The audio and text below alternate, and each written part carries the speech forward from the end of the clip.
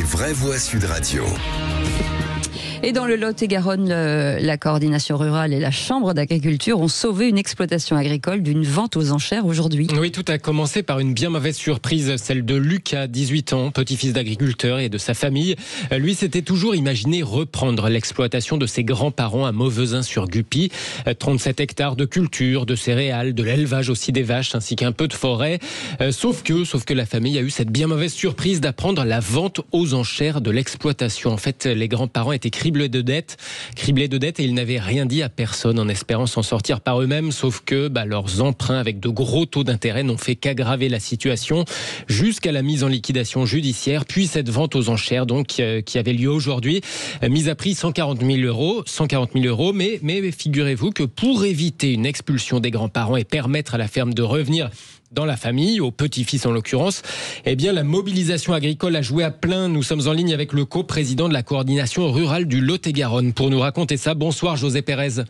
Ouais, bonsoir, oui. Merci d'être avec nous dans Les Vraies Voix sur Sud Radio. En fait, vous avez fait en sorte, tout simplement, que personne ne vienne enchérir. Elle est à qui la ferme ce soir? Racontez-nous un peu ce qui s'est passé cet après-midi. Tout à fait. On a fait en sorte, en mettant la pression grâce aux médias, grâce un peu à tout le monde, là, on a fait en sorte qu'il n'y ait pas de personne pour enchérir ce soir. Et là, aujourd'hui, la ferme, la propriété, appartient à Lucas. Génial. La propriété est revenue et reste à la famille. Mais ça sera Lucas qui sera propriétaire puisque c'était convenu et engagé comme ça.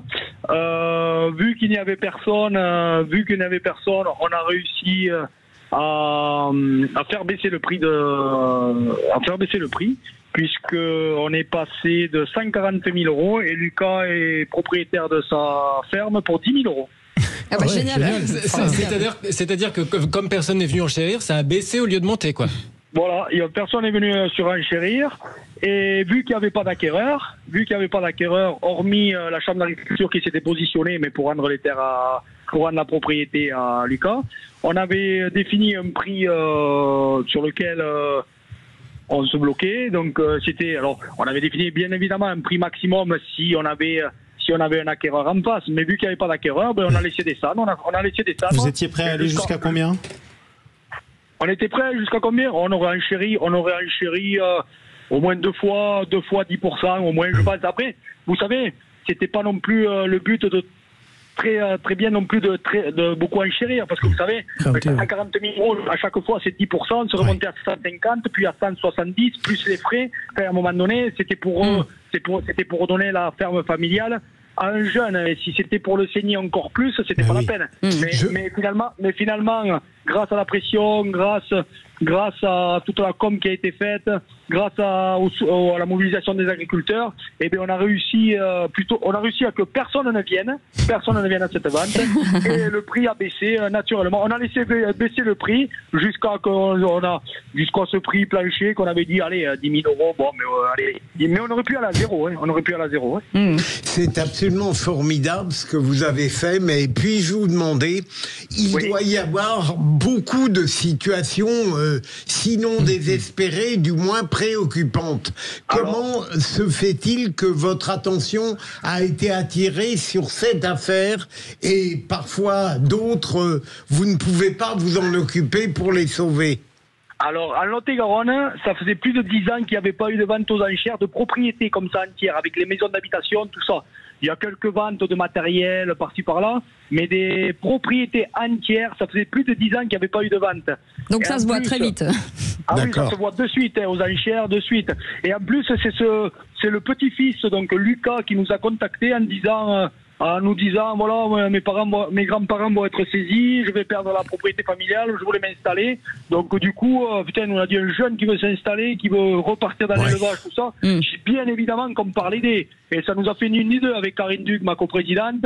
Boum, le soir même, on était chez eux et on a pris tout ça un peu à cœur pour se dire un jeune qui veut reprendre la propriété, on va voir comment on peut faire pour les aider. Le problème, c'est que comme dans toutes ces situations, on a été mis au courant que lundi, donc la vente aux enchères a eu aujourd'hui. Les grands-parents, par honte de pas y arriver, par honte que ça se sache, voilà, et c'est la grande problématique du monde agricole, c'est que on veut pas quand financièrement on est mal chez nous, on ne veut pas que ça se sache. Donc et parfois ils se suicident malheureusement. Et oui, et donc voilà, certaines disent rien et ça passe et on arrive à des situations catastrophiques. De saisie, et d'autres, mais malheureusement, ils passent à l'acte, quoi. Ils passent à l'acte. Eh ben moi je dis bravo parce que cette belle solidarité, c'est formidable. Hein. D'ailleurs, j'en profite pour vous signaler que demain, vous entendrez le témoignage du jeune Lucas, 18 ans donc, dans les journaux de Laurie Leclerc et le Grand Matin Sud Radio de Jean-Jacques Bourdin. En tout cas, merci mille fois José Pérez, coprésident de la coordination rurale du Lot et Garonne. Et vous remercierez, vous féliciterez toutes ces personnes en tout cas qui se sont engagées pour ce jeune garçon, et j'espère que en tout cas on lui souhaite une longue et belle vie pleine de succès. On tenait aussi à féliciter, à remercier aussi les journalistes là qui nous ont aidés aussi par la com, que personne ne vienne enchérir et qu'on arrive au bout de ce projet. Vous voyez, c'est un projet commun là. Hein. Et ben voilà. Parce que si quelqu'un avait enchéri, en fait, il aurait été un peu mal vu dans les parages, hein, si j'ai bien compris. Et en plus, imaginez si quelqu'un enchérit, le jour où il se serait présenté pour virer les grands-parents de la maison, vous imaginez bien qu'on aurait été là, quoi. Hein. Il y a toujours une morale dans une histoire, hein, vous savez. Oui, voilà. Merci beaucoup José Pérez d'avoir accepté notre invitation. Merci Félix Mathieu. Vous restez avec nous.